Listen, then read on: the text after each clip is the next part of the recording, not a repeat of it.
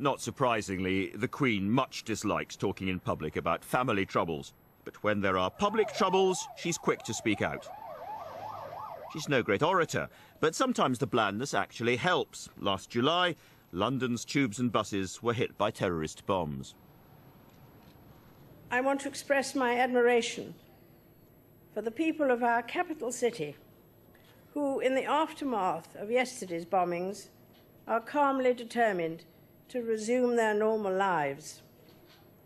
That is the answer to this outrage. And the answer always seems to be the same from the Queen. Head down, keep going. As in private grief, routine can help get you through. This time, despite real fears of more attacks coming, nothing is cancelled. 3 days after the bombs, a full programme of events takes place to remember the war in Europe. This is curiously appropriate.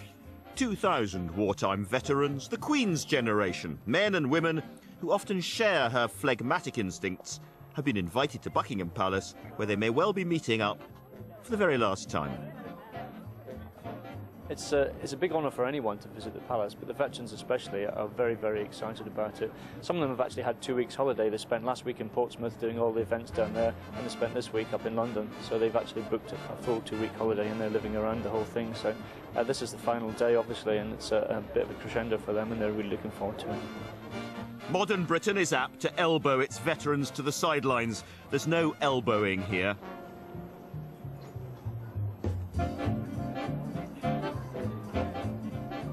We're getting awful scarce on the ground, awful scarce. And I think this is what, to me, it stands out, is the fact that we've been invited here, especially, and I hope to meet other friends who are left, like myself.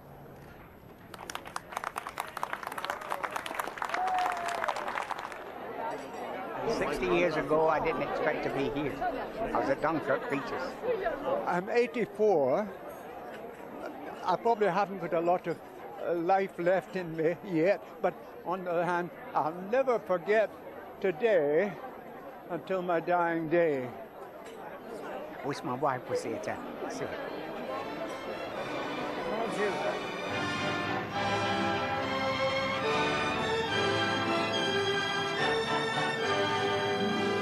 And the Queen has seen something a bit more menacing than paper flowers falling just here.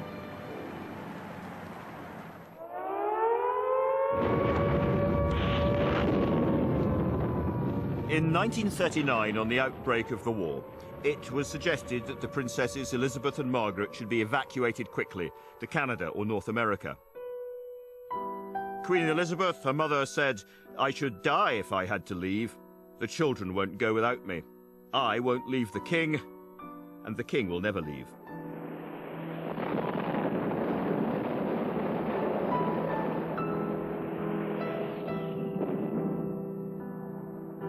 In daylight raids, between 350 and 400 enemy aircraft were launched in 2 attacks against London and southeast England. About half of them were shot down. Throughout World War II, King George VI and Queen Elizabeth spent their days working in London and then went to Windsor at night, from where the princesses made their very first broadcast in October 1940. In wishing you all good evening, I feel that I am speaking to friends and companions who have shared with my sister and myself many a happy children's hour. Thousands of you in this country have had to leave your homes and be separated from your fathers and mothers. My sister Margaret Rose and I feel so much for you, as we know from experience what it means to be away from those we love most of all.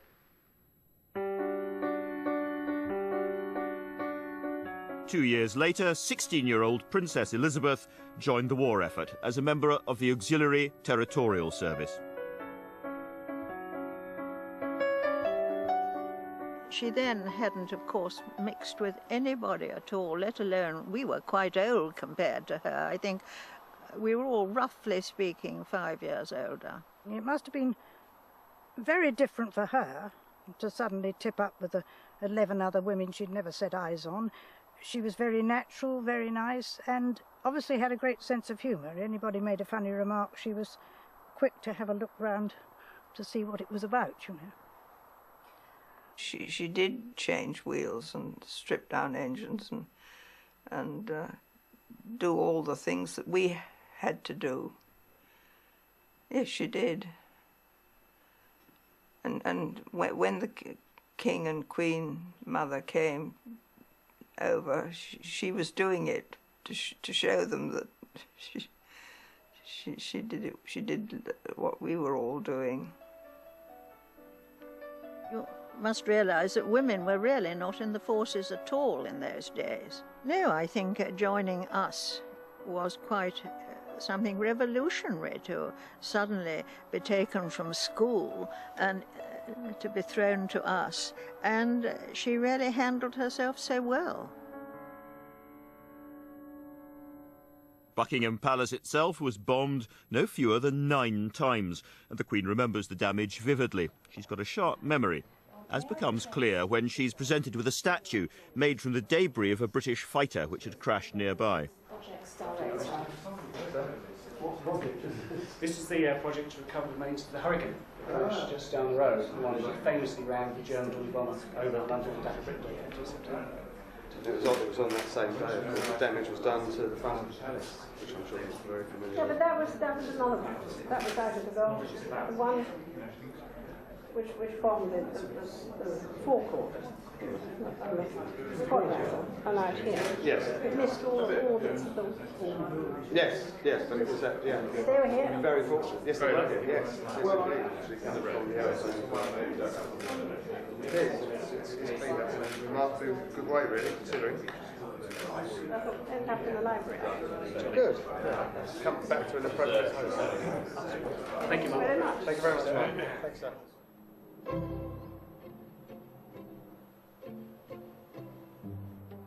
July is one of the busiest months in the Queen's calendar. 4 days later, the lawn is transformed yet again for tea with the Queen. Again, monarchy acting as an excuse for gathering. So you've got plates, cups, plates. Everything just make sure there's no chips. Anything that's...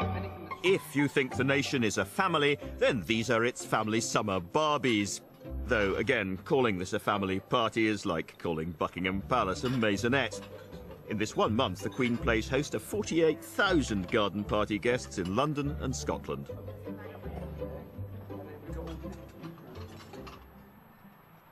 There's a solemn edge this year. The London bombings are still fresh in everyone's minds.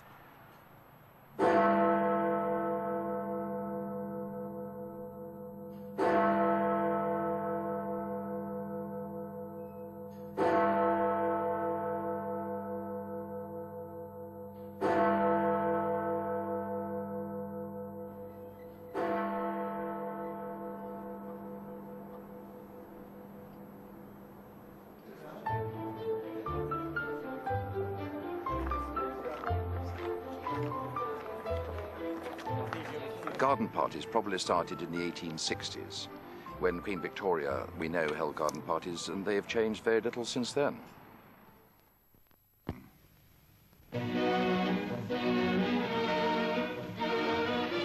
Over 7,000 guests assembled for the first Buckingham Palace garden party of the season.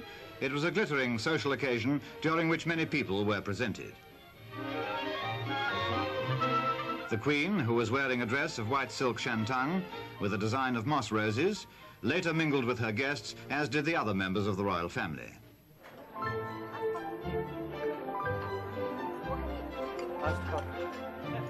At every party, 27,000 teas are served from a buffet table as long as some suburban streets.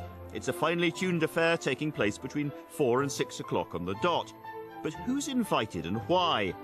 It's for people who contribute to national life, charity workers, money raisers, less well-known public servants. In a way, it's the least formal part of the honours system, the Order of the British Ham Sandwich.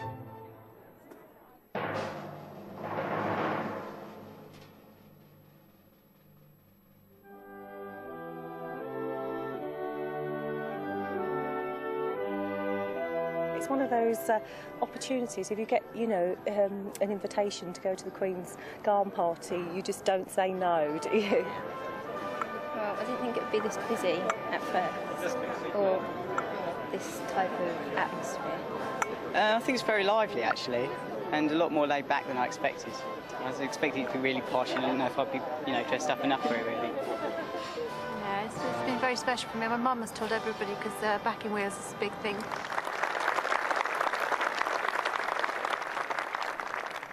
The guests make the garden parties. It is they who make it special and make them different.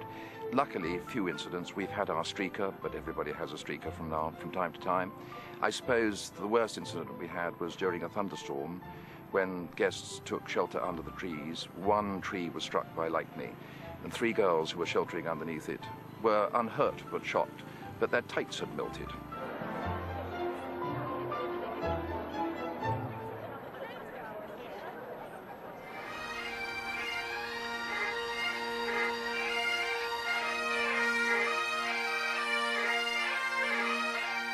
This year, the last garden party of the season takes place in Edinburgh, at the Palace of Holyrood House.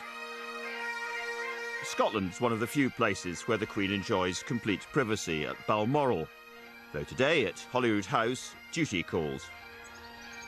It's an investiture. John Lennon famously sent his back in protest against war. David Bowie, like many others, is rumoured to have refused his, but most say, yes please. The Queen has conferred more than 380,000 honours. Today, another 90 join the list. Well, it's special in lots of ways. It's obviously special to be in Scotland and to receive it in Scotland amongst other Scots who've done such amazing things. Isn't it? Everyone in there has such an incredible story. And it's really special to get it from the Queen. She's a sporting enthusiast and obviously a big fan of Scotland, so it was a great day. It was really special. It means a great deal, you know, to be honoured, you know, in this special way. It really does mean a lot, and it's unexpected. It's not something you think about when you start your sport or you get involved in your sport. But yeah, to be recognised in this way and in this setting too, it's just fantastic. When you get the letter, and you can't really share it with anyone. I obviously can tell my husband and my agent, but nobody else, because they say keep it a secret.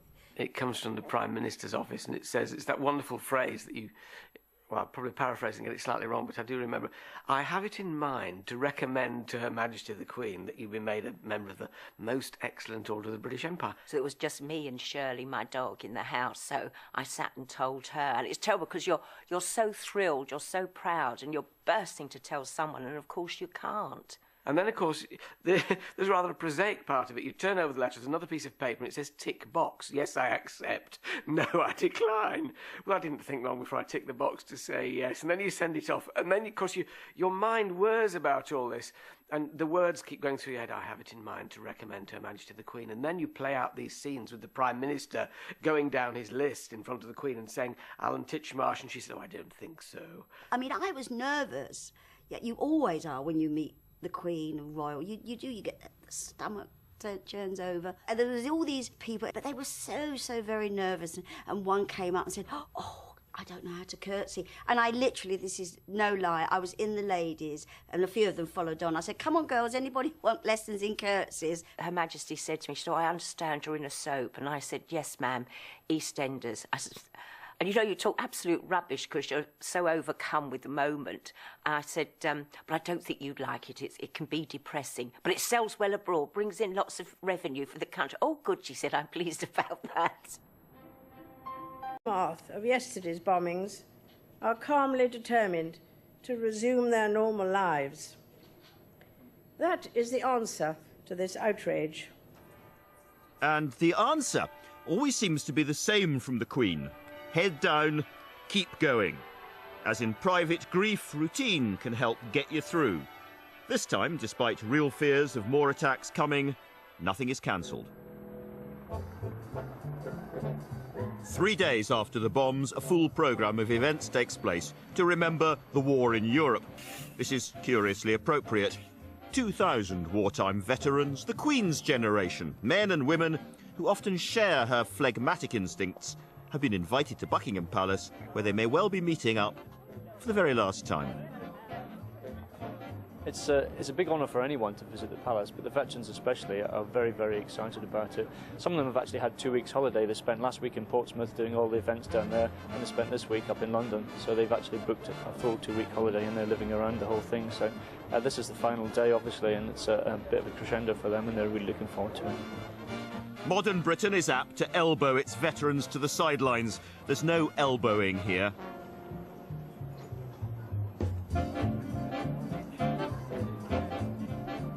We're getting awful scarce on the ground, awful scarce.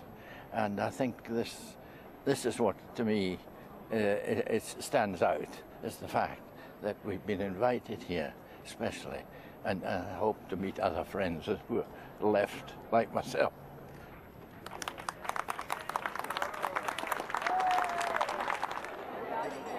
60 years ago, I didn't expect to be here. I was at Not surprisingly, the Queen much dislikes talking in public about family troubles. But when there are public troubles, she's quick to speak out. She's no great orator, but sometimes the blandness actually helps. Last July, London's tubes and buses were hit by terrorist bombs. I want to express my admiration for the people of our capital city who, in the aftermath